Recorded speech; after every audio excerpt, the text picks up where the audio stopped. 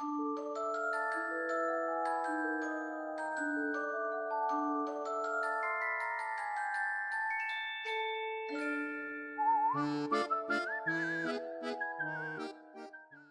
everyone, thank you so much for joining me today. This is Kathy and I am back with card number 2 using the Happy Halloween stamp set from the Not Too Shabby shop. For this card I'll be using the Little Witch and then the Cauldron with the witch's feet sticking out from the cauldron. I started out by stamping the images onto Nina Solar White 80-pound cardstock, and I used My Favorite Things Extreme Black Hybrid ink. Both the cardstock and the ink are alcohol marker friendly, and then I just jump right into the coloring. For the cauldron, I started with V09 just to add in shadows where the darkest areas would be, such as inside the cauldron, underneath the lip of the cauldron, and on either side. Since the cauldron is a round object, I'm trying to keep a center highlight so that it appears to be more round.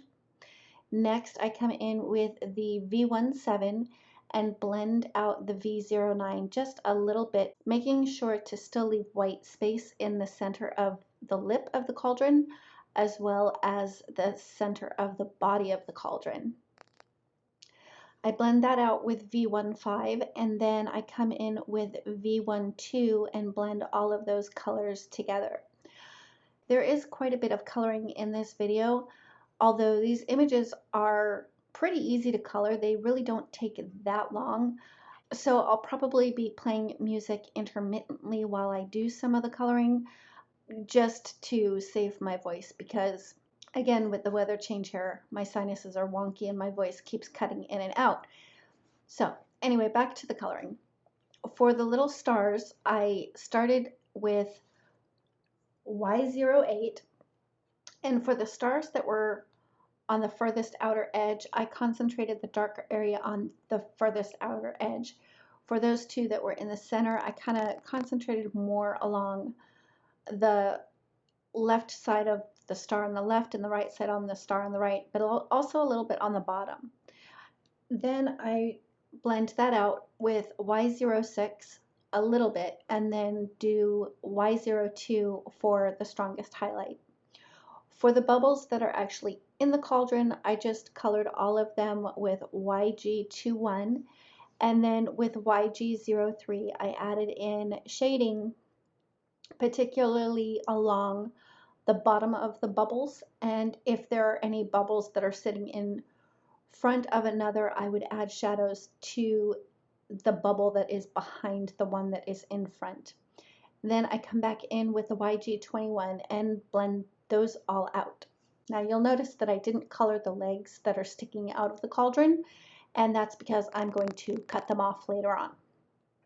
So moving on to the Little Witch, for her hat I started with V17 and added the darkest areas on the underside of the brim of the hat, and then added a shadow underneath the buckle on the top brim of the hat, and then also on above the sash and the buckle on the hat. Next, I brought in V15, but when I brought in the V15, I made sure to leave white space along the very bottom edge of the top of the brim of the hat, just so that I could have a nice highlight when I bring in the V12. And I did the same thing at the top of the hat above the sash and the buckle.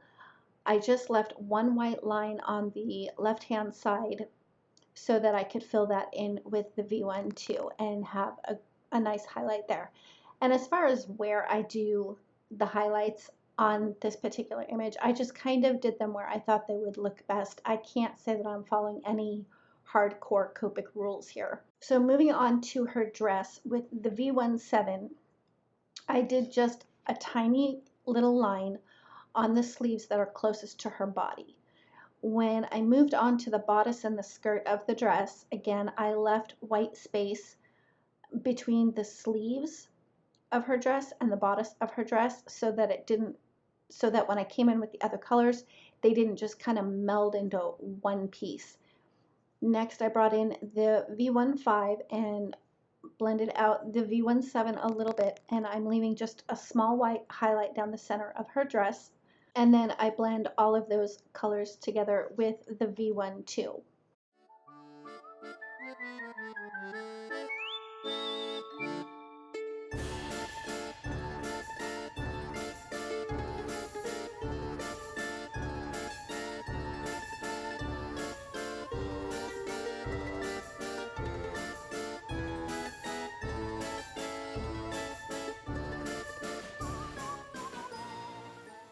For the band on her hat, I started with YG17, and again, just a tiny little line on the outer edges of the band, and then on either side of the buckle, and then on the inside of the buckle.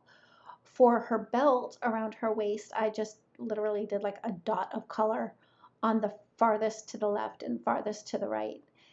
Next, I brought in the YG03 and just filled in the rest of the sash on the hat as well as her belt, except for the heart on her belt. Those areas were so small that I didn't think that I needed to bring in 3 colors. I thought a 2-color blend would be just fine for that. Now for her stockings, I used YG17 as well as YG03, and I just colored every other stripe on her stockings. For the little heart buckle on her belt, I colored the heart in with YG21, added a little bit of a shadow at the bottom of the heart with YG03, and then blended out again with the YG21. For the buckle on her hat, I just used Y08 and just did a quick swipe of color around that. For her shoes, I started with C5 and did the darkest areas where the heels are closest together, and then of course along the bottom of her shoes, I brought in C3 and took that up almost all the way. I just left a tiny little bit of white space in the little curve of the shoe, and then I filled that in with C1. Not that that matters because I come back later and make her shoes a little bit darker because I didn't think they were quite dark enough.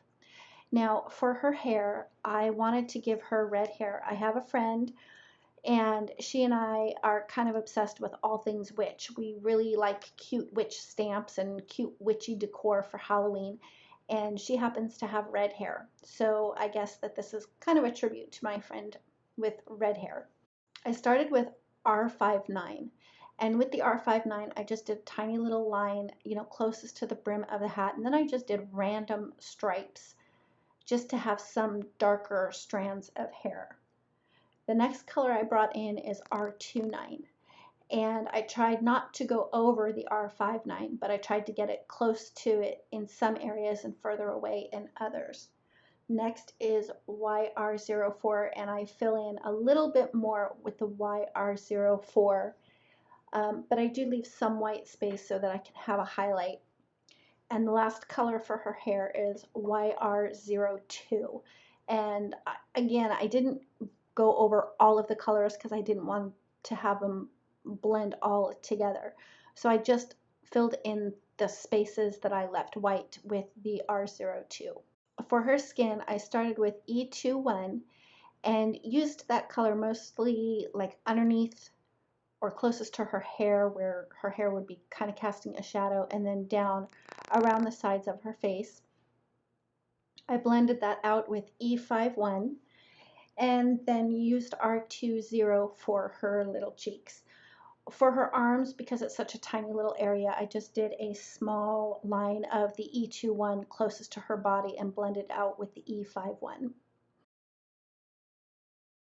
And here's where I come back in to darken up her shoes. I used C7 and did the very bottoms of the shoes with the C7, moved up to the C5, and then blended that out with a C3.